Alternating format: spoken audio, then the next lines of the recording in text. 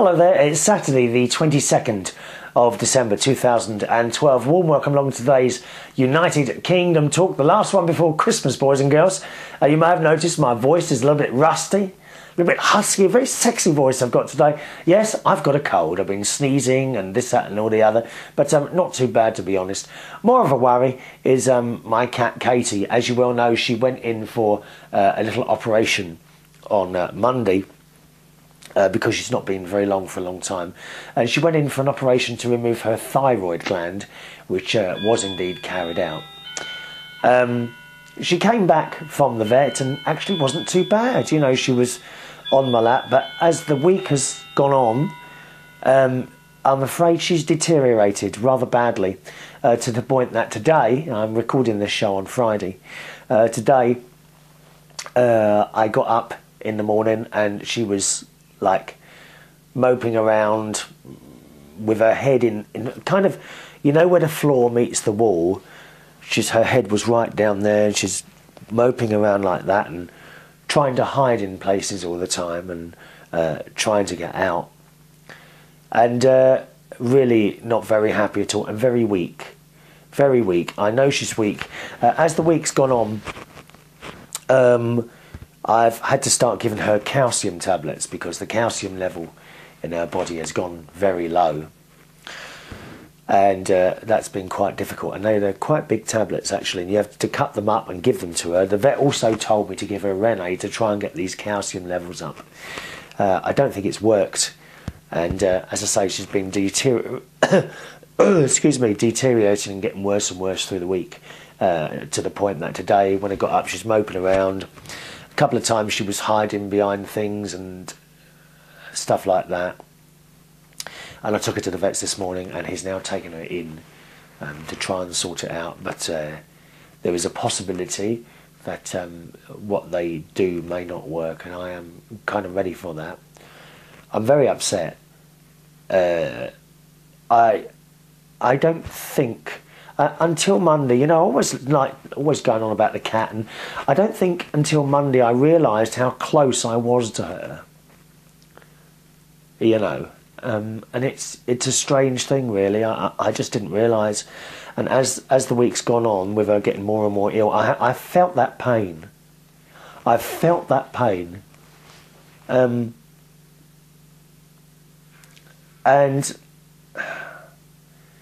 I don't know what else to say, really.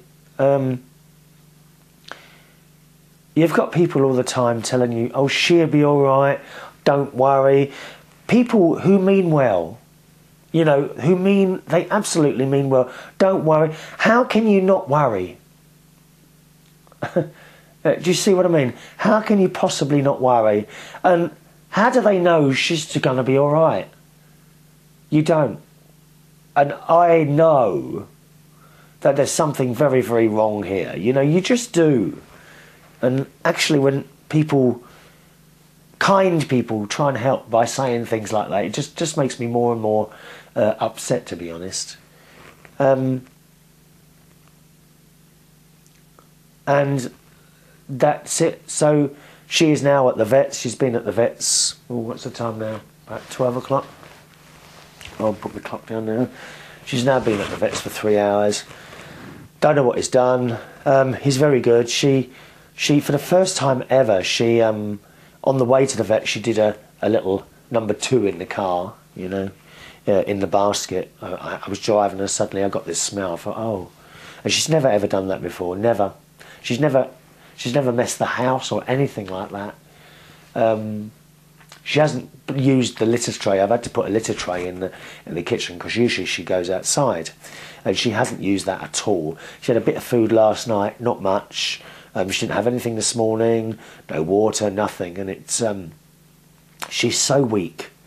She's so very terribly weak, and when she starts hiding herself, you see, I remember another cat I had. Her name was Tiny. If you're quite a new listener or viewer to the show, you won't know about Tiny, but I had her for many, many years.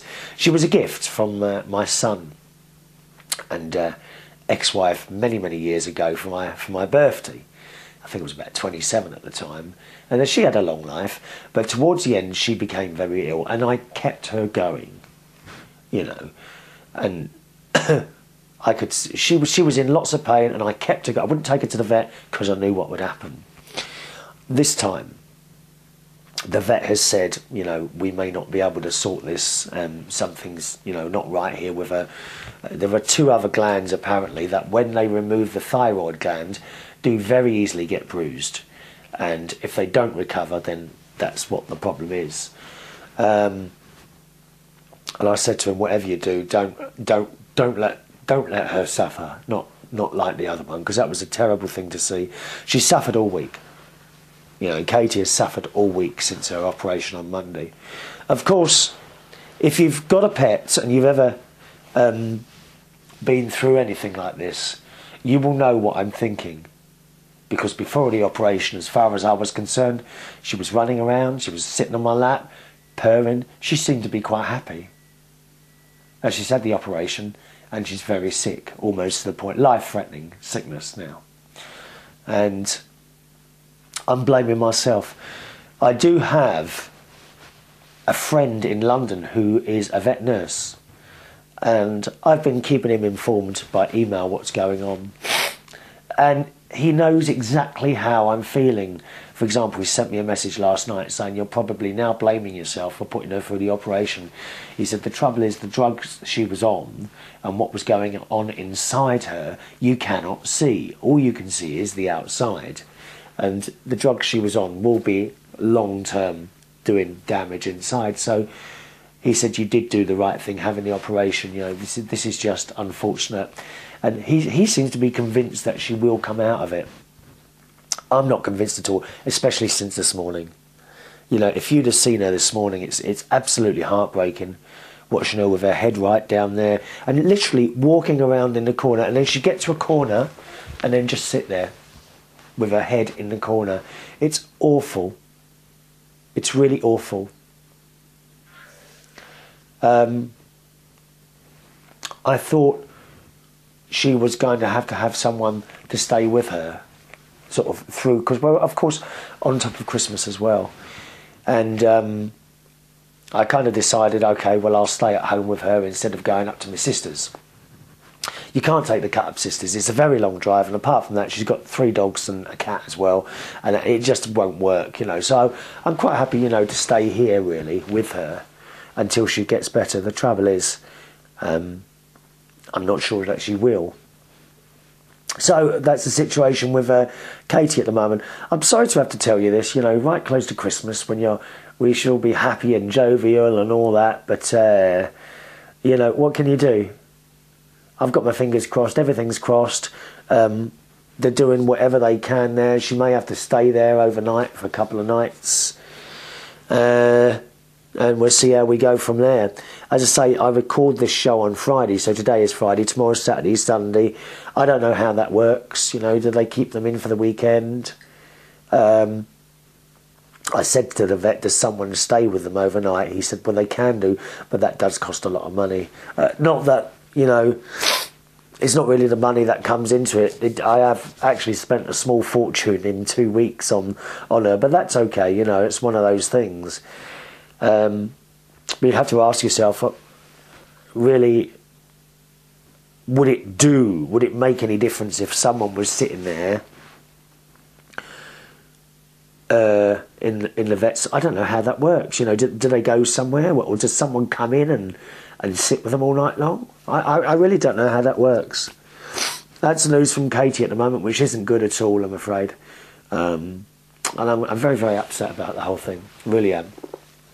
That's all I'm going to tell you about today, I think, because I really don't feel like talking about anything else, only that. I have some emails here, though. I do have some emails here, which I'm going to read out to you, okay? First of all, from young Mike Cullen, who's a regular correspondent a while ago. I haven't heard from him recently, but he writes, hi Chris, it's certainly been a long time since I have emailed your show. I don't tend to do so these days, I'll be honest, and say that I haven't watched the shows for a long time, which I do apologise for. Well, Mike, it's very naughty of you. Do try and stay in contact, dear. We like to know what's going on, all right? He says, well, what is there to say? You see most of my happenings on Facebook, but don't you think to yourself sometime, whatever happened to just having a normal conversation on the phone? Meeting for a coffee, meeting for a spot of lunch. Not many people do that these days and live their lives on Facebook or any form of social media. Why has social media taken everything out of our everyday lives, such as some of the things I've mentioned? You can't express conversation emotionally the same as when you're chatting via Facebook and Twitter, like you can when you sit in a cafe and converse face to face. Yes, I totally agree with you. And the other thing on Facebook, of course, it seems to be so easy for people to be nasty to each other. You know, they're hiding, I don't know, a mile away, 10 miles away, 1,000 miles away, making their comments known, and, you know, and who cares if it hurts someone? I'm not talking about celebrity comments. I do the same myself. Often I see some Z-list celebrity, you know, from The Only Way is Essex or something like that, and I get quite angry with these people because they're just nobodies, and someone has decided to put them up there. Put them up there in newspapers or on various TV programmes with no talent at all. And then they walk around thinking they're bloody God's gift to whatever.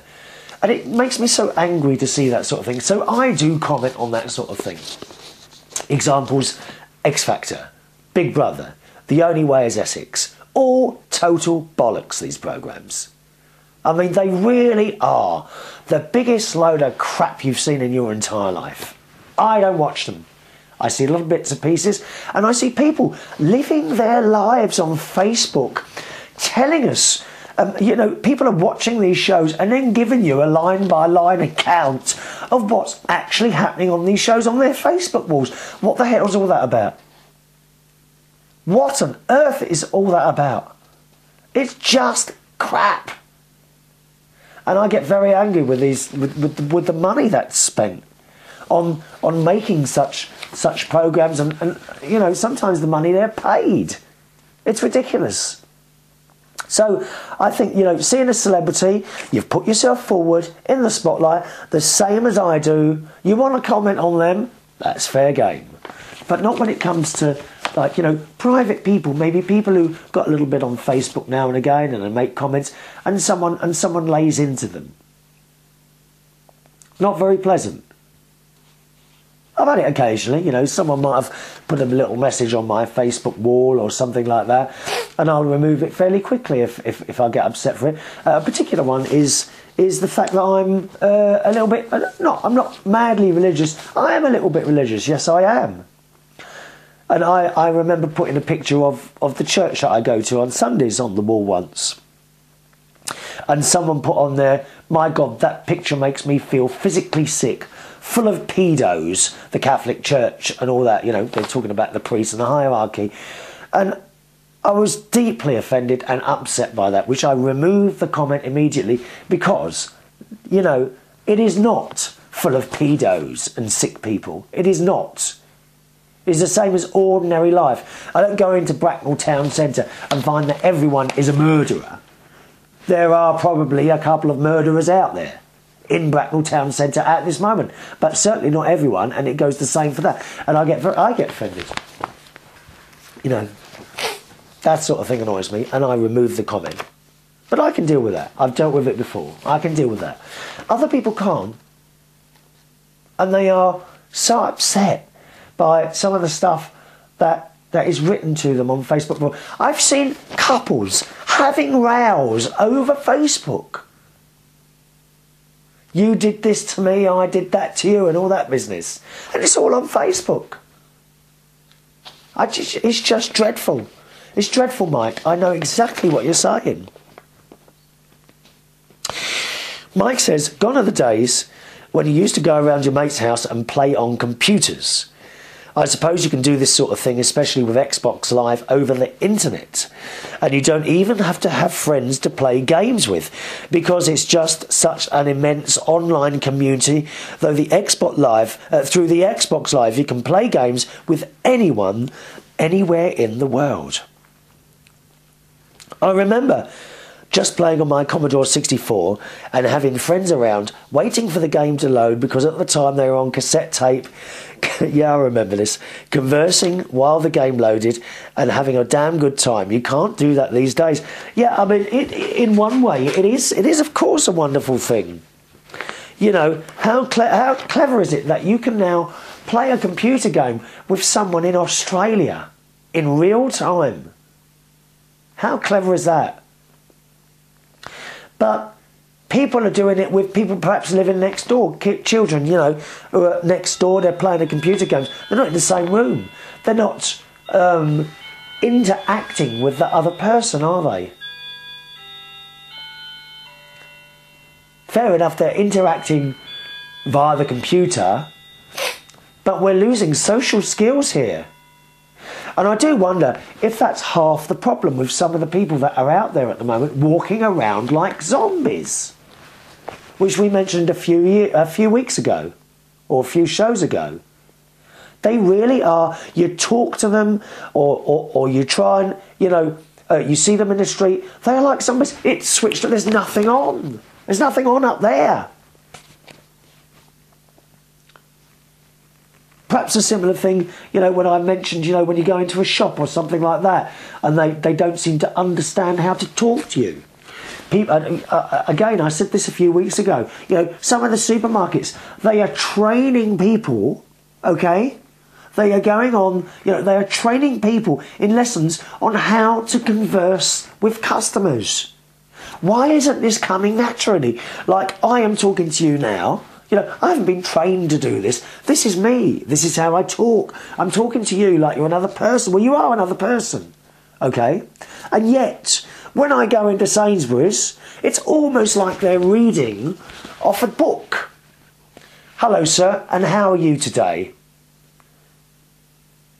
Guarantee, those exact words. Hello, sir, and how are you today? They're not bothered how you are today. They've been told to say that. Quite frankly, I wish you hadn't bothered. If you have to be told to say something to me, don't bother. Just push your buttons and let me out. Go back to your sad, lonely, pathetic life. Having to be trained, I just don't get it. And yet, strangely enough, when you go to someone older on the till, in particular, this seems to happen in Waitrose more than anywhere else. They're having a conversation. It doesn't happen like, "Hello, sir, how are you today?"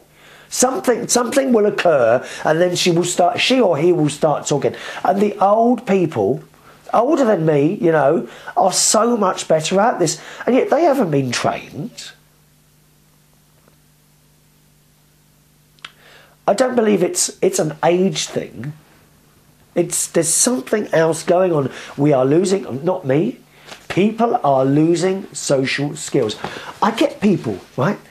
I get people come up to me while I'm DJing, right? Right in front of my face, and they start, like this, texting on their mobile phones, right? And then they get the phone and hold it up to my face, like that, without ever having said a word, and on the mobile phone will be typed the name of a song that they want played. No please, no thank you, indeed absolutely no conversation whatsoever. They just tapped it into the mobile phone and held it up to my face. Absolutely no social skills whatsoever. It's worrying.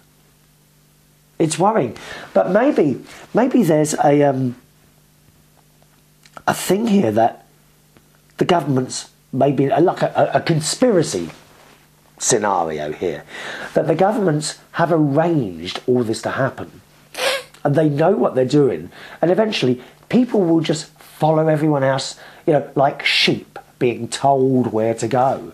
Maybe that's what's happening. It's a thought for you, isn't it? Well, at least the world didn't end yesterday. What a load of old rubbish that was. I knew someone who was texting me. He said he was going to a safe place. And I'm like, what do you mean you're going to a safe place? This is weeks ago. Oh, well, haven't you been reading about the end of the world and all that? I thought, oh my God, here we go. What is wrong with people, please? back to this email from Mike. Mike says, the internet has a lot to answer for, not just in a social sense, but in the way people operate and the way so much crime is taking place these days through the internet. It actually upsets me to see so much bad news on the television. Nothing is good news these days, only bad. It's no surprise to me that people are suffering so much depression and anxiety with what is happening in the world these days. It's so sad. Yes, the internet does have a lot to answer for. There are children getting access to porn and all sorts of stuff on the internet. You know, stuff that I would never have been able to access that as a child. You know, you just wouldn't. And it doesn't matter. You know, you hear about these blocks, parental blocks and things that they put in place. Believe me, those children are more clever than you. Okay? At 10 years old, they can get around these things. It's just a complete waste of time. So yes, I think the internet is to blame for an awful lot of damage. I also think there are a lot of good things on there. I've been able to find out on the internet about what's wrong with my cat. I am able to download brand new music cheaply, okay? Cheaply, at a fraction of the cost that I used to pay for one record. From, quite legally, from various companies. I can go online in a few minutes' time, hit a couple of buttons, and very quickly find out the brand new tracks that have just been released. Oh yes, I'll buy that one, probably something like 99 pence. Whereas before, you know, 10 years ago, you would have had to go into HMV or Our Price. Do you remember Our Price? And you would buy one CD single for like £3 or £4. It's much cheaper to do it. And indeed doing this show. This show would not exist without the internet. Not only my show, there are thousands of people now doing their own little audio broadcasts or own YouTube videos that would never ever have got a chance on the television or radio. All because of the internet. You know, so there are many, many bad things about it. There are also many, many good things. The same as all sorts of life. All sorts of walks of life. Mike says, that's all from me. I will try and write again soon. Have a very Merry Christmas and an amazing New Year. Lots of love from Mike. Well, Mike, you know, my year this year hasn't been too bad at all, really. You know, lots of new things have started. I think, in particular, my highlights of the year have to be my niece and her husband and my nephew and his wife having 2 new babies, which I was hoping to see at Christmas time. But if Katie comes back, and notice I'm saying if now, if Katie comes back from the vet later on or in the next couple of days, I will have to stay at home with her. It's not even a case of having, I want to stay at home with her to make sure she comes through this awful suffering that's going on at the moment. You know, I can only hope. That's the only news I have. And there we go. All right. Let's have a look. Got to say hello to Marj. Hello, Marj. Who writes, on Tuesdays, I love to have a yoghurt, my dog in my lap, and Chris on YouTube. It's a wonderful life. Are you sure, Marj? Excuse me. Marj also says, I love how you say funeral. How do you say funeral then? Funeral. Not mine yet, I'm afraid. I hope not for a while. I have been booked to do shows for the next 20,000 years. I intend to be here for every single one of them, talking as much as possible.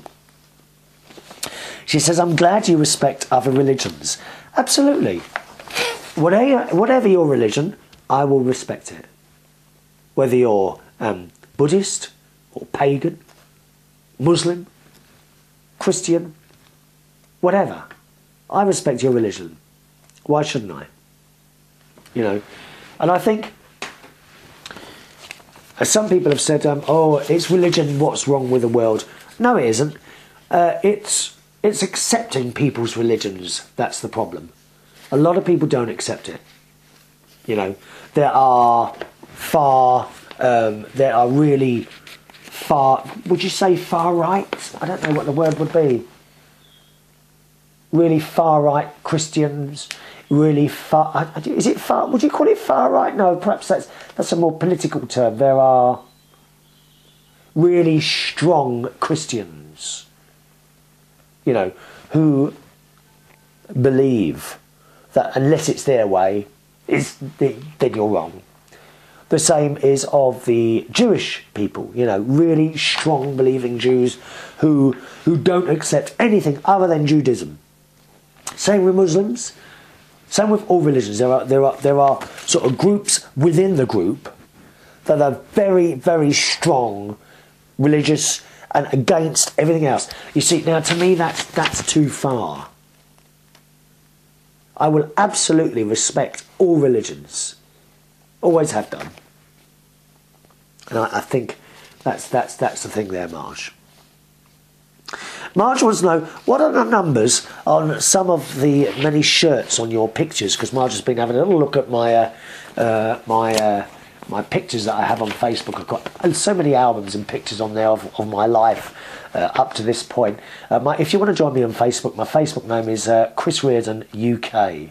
All right, so it's facebook.com/Chris Reardon UK, and you'll see all my albums on there. Yeah, the numbers on the shirts actually, Marj, mean nothing at all. They're just like a design. I'm sure if you go to your local clothes shop, wherever you are, perhaps Walmart, have a look through the shirts and things. Some of them will have numbers on, like football shirts. They don't really mean anything at all, Marj, all right? And Marj sent this in last week after the recent terrible shootings in the States. And Marj says, it's been a sad week here in the USA, as you have all read on the news. I won't go on much about the tragedy, but have been rather low since it happened. I know things are happening all over the world, and you have to remember there are a lot of good things happening as well. I know I'm blessed to find a great person online that I can enjoy chatting with each week, or at least watch and listen to his talk show. You know, my friend Chris Reardon. That's nice of you to say so, that's Marj. I'm getting out the decorations for my Yule tree outside, which I planted a year ago. Oh, I've got one outside as well, Marj. Now I don't know if I told you. Earlier in the year, I bought a Norwegian blue. I think it's a Norwegian blue spruce, and I planted it outside, and it's doing very well. It's about, actually, I would say it's about two. It's about the same size as yours, actually, about 2 to 3 feet off the ground. Although I don't decorate, and it's right out the front of my house. I did plant one many, many years ago, and someone stole it. So I hope no one's going to steal this one as well. She says it's about 2 feet tall now, and I put lights, then string some rice cakes with peanut butter on them, sprinkled with birdseed for the birds. Then cut up apple slices and tie those on, and whatever I can think of, so that the animals can nibble on for the next few days. That's a lovely thing to do. I'm always putting out bread for the birds, Marj. Bread, yeah. My living tree can enjoy the holiday along with myself. I'm also enjoying learning about Advent and how the many ways to practice it. You would think at my age I would have heard of it before, but just never have known or interested in it before now, till I correspond with people all over the world, like you, Chris. It's nice to learn of others' cultures and practices. Yes, indeed it is. Yeah. I don't really do much, as I stated my family are rather Scrooges. We do exchange gifts on Christmas Day, but then we all head off in different directions. I love them anyways. They are my family. Yeah, that's the thing. That's the thing, Marj. You have to have unconditional love for your family, don't you? You know, whatever you do, doesn't matter what they do, you still love them. Were you spending Christmas? You said you weren't home when I told you the package I sent you might be a little late. I suppose you spend it with your niece or their family or Ronnie. I'm glad Ronnie is a good friend for you. Yes, he is a good friend. No, I was supposed to be going to my sister's and see my sisters up there, and then my niece and my 2 nephews, but we'll have to see about that now because I'm not sure now. She said, I loved the swimming cap you had on in a video. At least I thought that's what it was when I started watching your video. It's so tight and shaped like a swimming cap I used to have as a kid. But I bet that makes you more aerodynamic and it's bright when people can see you better. It's never too much to be safe. Do you have a lot of reflectors on your bike? Yeah, you're quite right. It wasn't a swimming cap at all, Marge. It was a waterproof hat. Bright yellow hat for my bike, which does fit very well. It's actually very warm. You know, some of these woolen hats you get and you put them on your bike and you cycle along and the air gets through. Do you know what I mean? The wool is not very tight together and the cold air actually gets to your head. I do have a reflector on the back.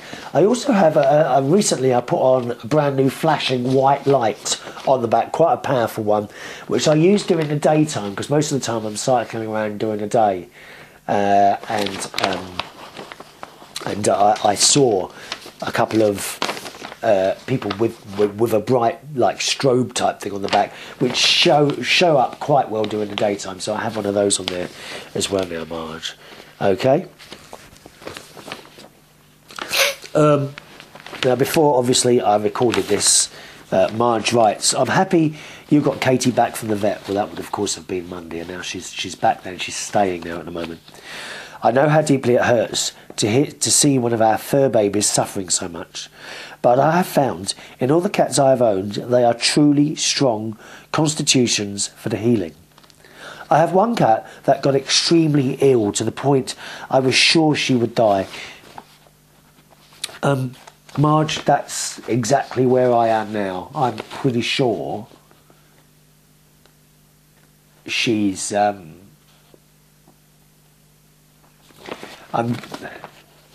pretty sure she's not going to make this, but your email tells me otherwise.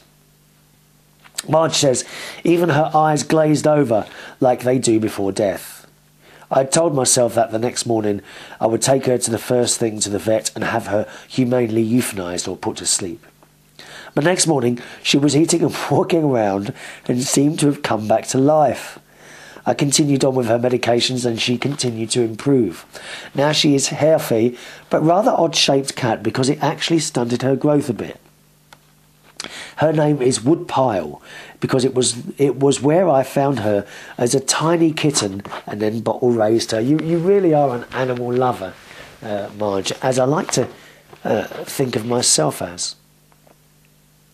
She says, I've had many such adventures with cats, and it's wonderful they are part of our lives. Living alone is less lonely when you have a living spirit in the house with you to brighten your day. Yes, sometimes they can be contrary, but aren't we all? Oh, absolutely. Absolutely, yeah. And we are animal lovers, I think we are. And I've become, in the last year or so, even more of an animal lover. Certainly, you know, the vegetarian thing. I've been vegetarian. I think I'm probably going to go a stage further with that now. Indeed, I've already cut out the milk. I'm now on soya milk. I've found a soya milk that is quite acceptable to taste. And before I did the show today, after I dropped Katie off at the vet's, I went round to Ronnie's house and told him the story, and then I went out to the shops. Because I'd heard that there was non-dairy cheese available. Now, I have tried rice cheese, which I got from Sainsbury's a while ago, slices of rice cheese, and I had one of those, and it was bloody vile. It was horrible. I mean, it was really horrible. But I looked around on the Facebook, and I've now joined a vegan site, a vegan page on Facebook. Now, this basically, if you become vegan, you cut out everything to do with animals. So obviously, I'm still drinking milk, what comes from a cow, or I was still drinking, I'm still eating cheese, which comes from milk, which comes from a cow. I think I'm getting to the point now where I don't want to eat anything to do with animals at all because of the suffering. Even if you've been lucky and you've found a very nice farmer who's given an animal a wonderful life and it's run around and been eating in fields and things like that, and then, oh right, okay, time to have you in, and then it's killed for the benefit of me and others to eat it or is put through lots of pain, continually made pregnant to give milk all the time and all that. And I've seen so many videos now on YouTube's with people abusing these animals. People say, oh yes, but it doesn't happen to them all. I know it doesn't happen to them all, but it hasn't happened to a lot of them. I saw an awful picture the other day of, I think it was in China, pigs in China, right? And there were thousands of them, really squashed in to these huge farms. You know, these were big areas. It was packed with pigs. They couldn't move. What a terrible life to be suffering from the moment you are born to the moment you die for someone else to eat you. No, I don't want anything to do with it anymore. So I'm now looking at possibly becoming vegan as well. Already cut out the milk. I've been to Holland and Barrett after Ronnie's today because I'd heard they did this cheese, and I went in there, and at the back of the shop there's this entire area that is food. Now I for some reason I thought that Holland and Barrett was only, excuse me, I'm hiccuping here, was only pills and potions.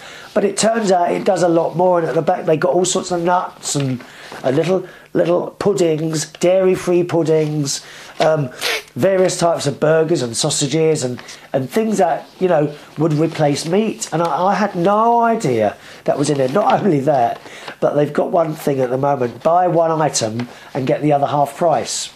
So I went in there and I bought a little bag of stuff, 3 different types of dairy-free cheese. I think some made with possibly soya and tofu or something like that. So I'm going to try all these and see if there's one I like, and hopefully I'll replace the cheese with that. And we are kind of now looking at maybe becoming vegan as well, you know, because I'm just not happy with that. So there we are. Marj writes, I wrote in an email last Friday on the 14th, but I suppose I forgot to send it. It's not in my sent folder. Maybe we're related after all, Chris, because I do things like you did with batteries all the time. Oh, do you remember that on the last... Was it the last show or the one before? I told you I'd spent £250 sending something away for repair, buying something new, and sending something else away for repair, only to find that the problem I've been having seems to have been a flat battery. 250 quid sending stuff away and getting it back again, only to be told we can't find anything wrong with it. Shocking. She says, I love the decorations on your videos at the moment, the Christmas decorations that we've got set up. Can't wait for you to show Ronnie's house. Yeah, we've not been able to sort out a time to do that, so I'm still hoping to do that, okay? I don't decorate either that much, only a small nook in the corner, as I live in a fifth-wheeled camper, which is about 32 feet long and not much space to do things. I do more decorating for the outside tree than anything. I put things on it like rice cakes with peanut butter sprinkled with birdseed on it for the birds, and other items like cut-up apples or whatever I can think of for the wild animals to enjoy. I have a wild Yule tree I planted a year or so ago, and it's now about 3 foot tall, which I decorate. That way my neighbours and the wildlife can enjoy the tree as well. Been a busy week for this housekeeper since Christmas coming up. I get extra work, as you can imagine, plus the nice bonuses at Christmas as well. Do you get Christmas bonuses from your job? No, not at all. Not a single penny, I'm afraid. But I'm quite well paid anyway, Marj, so there we are. So off to clean the toilets today. It's wonderful to be of service to the elderly.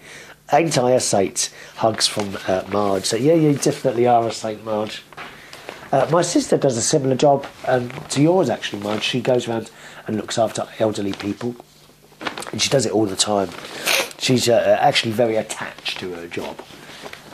You know, not wanting to go on holidays or anything like that because of the old people. And of course, she doesn't like to leave her dogs all the time. So finally, the email today from Robert in Iceland, who says, Sir Robert of the dining table, from the land of wit and tragic here again, chaps, this might be the last message you get from me. As you know, the world is ending in 2 days' time, which has now passed. And I'm leaving. My spaceship is not finished, thanks to some last-minute items I needed from IKEA and Tesco's. I would wish you all a happy Christmas, like that is going to happen. But what is the point? Still, it could be worse. Now off to the second star of the right, or is it the left? Doctor Who bloody cares anyway. Bye. So thanks for that, Rob. Presumably you went on the trip and came back because the world didn't end. Is that about right? Anyway, that's it from the show for me today. I'm sorry it's all been a little bit sad, but I can only tell you what's going on with the cat, and hopefully she'll be back before Christmas. I hope so, and it looks like I'll be spending my Christmas here with her. There won't be a show on Wednesday next week. Hopefully back Saturday, it might be a little bit of a break here, okay, because there's rather a lot going on work-wise, and of course with the cat as well, but we'll see how we go. All right, whatever you're doing, please do have a wonderful Christmas time. If you're on your own, put the telly on, you know, do something that you want to do. If you're on a diet, come off it for Christmas. Come off it for Christmas, all right? Just let yourself go for 1 or 2 days, and then you can go back on it after that. It'll make you feel wonderful. Happy Christmas, boys and girls. My email address, if you want to send anything in, please, is chris@unitedkingdomtalk.co.uk. chris@unitedkingdomtalk.co.uk. I'll see you on the next show. Thanks for watching and listening. Bye-bye.